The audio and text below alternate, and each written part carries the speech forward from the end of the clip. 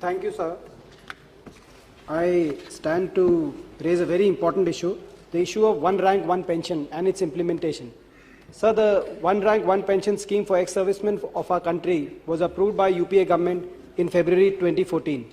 The scheme has widespread support from all political parties, including from our Prime Minister Modi ji, who has repeatedly promised to implement this scheme.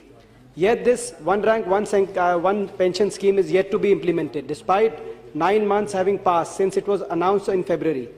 I am told that one of the sticking issues remains the exact definition of one rank, one pension. In February, while announcing the scheme, the UPA government had accepted the Koshari Committee recommendation on the definition of OROP.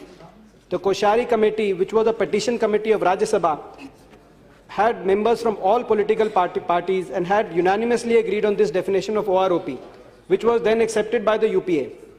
The definition, very simply put, states that the principle of one rank, one pension implies that the uniform pension be paid to armed forces personnel retiring in the same rank with same length of service, irrespective of their date of retirement, and any future enhancement in the rates of pension be automatically passed to the past pensioners.